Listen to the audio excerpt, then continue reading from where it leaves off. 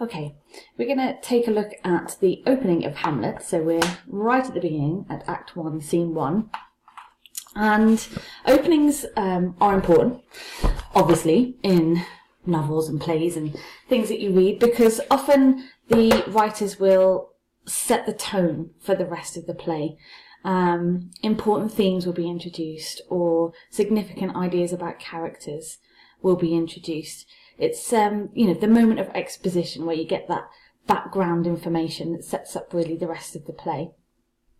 So this is definitely true. Shakespeare definitely does this in Act 1, Scene 1 of Hamlet. So I'll just give you a little bit of an overview of this scene, so you know where we're going with it. You know it, of course, but just to give you a little bit of background. So we're on the ramparts of Elsinore Castle. So it's the two sentinels, Bernardo, Marcellus and Francisco. So it's three of them. The three sentinels are there. It's dark, it's cold, and it's a very kind of foreboding atmosphere that is created in this opening scene. If you remember the Kenneth Branagh version, they certainly emphasise that kind of darkness and the kind of coldness and that sense of there being sort of high tension around the beginning of this scene in Denmark. So we have, they're on guard, the ghost has appeared to them, they've seen it. Horatio is a little bit kind of unsure, because they've told Horatio, yes, it's been here, but he's a little bit unsure.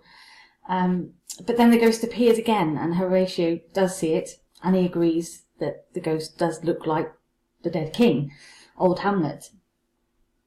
So Horatio says he wants, that Fortinbras wants to reclaim lands that his father lost in battle with King Hamlet.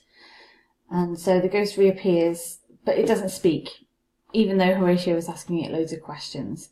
And then when day comes, the ghost disappears, and then they decide at the end of it that they need to tell Prince Hamlet that the ghost, who to all intents and purposes looks like his dad, has appeared to them.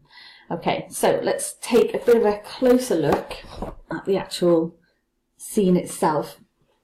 So I think in your essays you could do with a little bit more sort of textual referencing.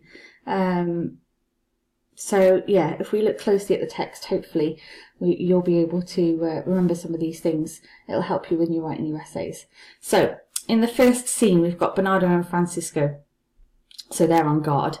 And it opens, so the very first line is a question. And it immediately sets up this sense of uncertainty. And, you know, begins this kind of sense of tension which rises throughout the whole of this scene. So, the sense of tension is introduced. And the sentences that they speak to each other are very short. It's kind of like a broken rhythm. And so again, the way that they speak to each other sort of creates this nervous and sort of tense atmosphere surrounding the opening of the play, which of course the Elizabethan audience would have, found quite dramatic as well. And then we have the very first sort of reference to sickness. And I am sick at heart, says Francisco. So we've got the very first sort of use of imagery of sickness, disease, which, is important because it relates to the idea that there is something rotten in the state of Denmark. There's this sense of disorder being introduced right at the beginning of the play. Something is definitely wrong. And the imagery of sickness and disease, it permeates. That's a good word. So it permeates, which means it kind of seeps through everything in Hamlet. That, every scene almost there's this sort of connection to, or this reference to, like sickness, disorder, something being wrong, corruption, and that's the theme it leads, it's kind of linking into, is that idea that there is something corrupt happening in the state of Denmark. Okay, so they carry on having their little chat, and they swap over. Somebody comes to change the guard, and Marcellus turns up. So here's Marcellus. And they carry on talking while discussing the fact that they have seen the ghost. And then, lo and behold, as they're discussing it, and Horatio, is giving this impression that he's a little bit sceptical, then of course the ghost shows up. Enter the ghost. And he is wearing, of course, armour. Okay, so, and then Marcellus says, "Peace, break thee off. Look where it comes again, in the same figure like the king that's dead. Thou art a scholar, speak to it, Horatio." So because Horatio is intelligent, they think, he's gone to school, that he should talk to the king. "Looks not like the king, mark it, Horatio. Most like, it harrows me with fear and wonder." So immediately, Horatio, who's been sceptical, is feeling this fear and wonder. So he's kind of in awe of the ghost. So that is the tension rising again.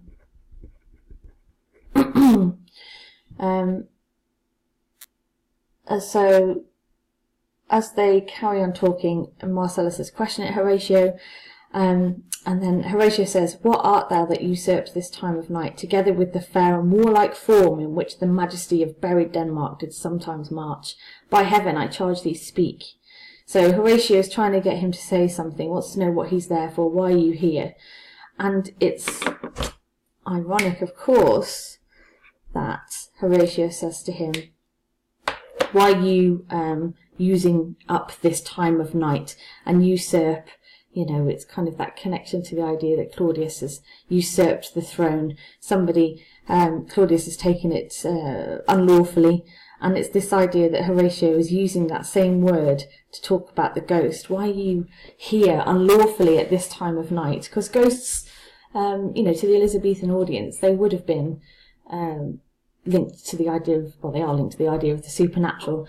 And the idea of them turning up is kind of like they're breaking some sort of natural order, some sort of natural law.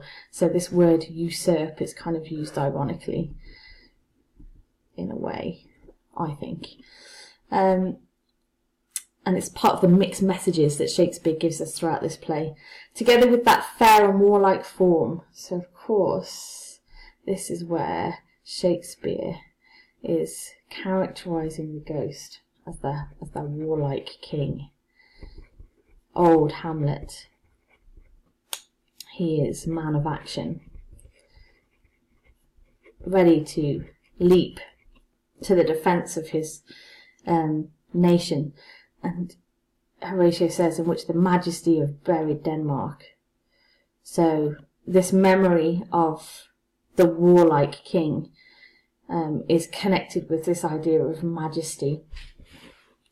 This is where Shakespeare sort of develops this kind of legendary status of old Hamlet. That, of course, as we go on, we realise that Hamlet doesn't live up to that kind of legendary status himself. He's not a man of action. So we've got that contrast to Hamlet. You know that he's a thinker, he's a talker. I also think it's ironic that Horatio says, "Say, speak, speak, I charge you, speak," and the ghost never speaks at this point. And so he only speaks to Hamlet. And Claudius and Hamlet are both very wordy characters, very intelligent, use language very intelligently throughout the play, and yet here the ghost won't speak at all. It's just another contrast, I think, that Shakespeare likes to set up. And just quickly, another sort of contrast you have as well is he's in his armour when he shows up. And when we first are introduced to Hamlet, we have him in his, inky cloak.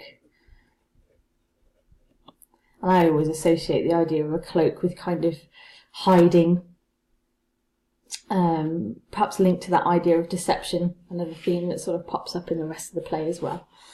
So, Horatio talks to him and wants to know why he is there, and then later on we get Horatio speaking here, and this is to do with Fortinbras and what's happened beforehand. As thou art to thyself, such was the very armour he had on when the ambitious Norway, so that's old Fortinbras. Remember, there's lots of mirroring in this play. So we have old Hamlet and Hamlet. We have old Fortinbras and Prince Fortinbras. So when the ambitious Norway combated, so frowned he, when in the angry parle he smote the sledded Polacs on the ice. 'Tis strange. So we've got memories of a battle with old Fortinbras and Norway, and it's this violent sort of imagery of old Hamlet's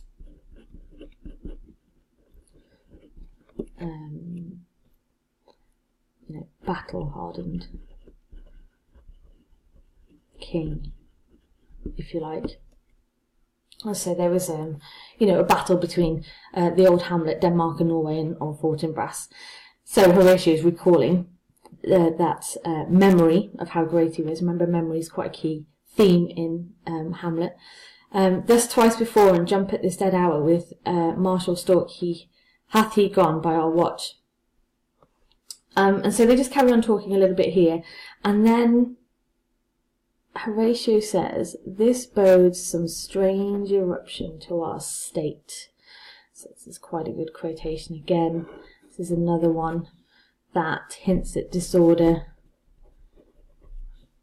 This bodes some strange eruption, disorder, confusion, kind of linked to the idea of the sickness and the disease that's spoken about in the very opening. I am sick at heart. And so it's a sense of foreboding. So the ghost is sort of an omen of the tragedy to come. And, necessarily we would associate ghosts with death. And so the tragedy to come in Hamlet, we know, is that is death. And so he is an omen, a foreboding, a device used by Shakespeare to set up that kind of sense of foreboding around the play. Yes, so Marcellus then says, good, now sit down and tell me that he knows why this same strict and most observant watch so nightly toils the subject of the land, and why such daily cast of brazen cannon. So Marcellus is talking about how Denmark is readying itself for war, which of course the audience would have found sort of quite dramatic, and it's oh my gosh, we've got a ghost who's appeared, we've got this connotations of death and the idea of it being cold and dark. So this whole scene is built around this idea of developing that sense of dramatic tension in the audience. And now we've got this talk of war as well, which is going to add to that. So he's preparing for war. But what I find interesting as well is, doth make the night joint labour with the day. So he's talking about how the preparations are, taking on, are happening all the way through the night and all the way through the day. So night joint labour with the day, so they've sort of become combined. And this sort of reminds me a little bit of Macbeth. So we've got, this symbolic use of day and night. Day, night. Darkness and light. And they're becoming confused. So night, the joint labour with the day. So night is becoming day. They're kind of mixing. So there's a sense of confusion, which again, is another sort of reference to this idea of disorder. The natural order is kind of being disrupted. Night is becoming day. Day is becoming night, and that was happening in Macbeth as well. This idea of what is day and what is night, the appearance versus reality. Okay, then we carry on. And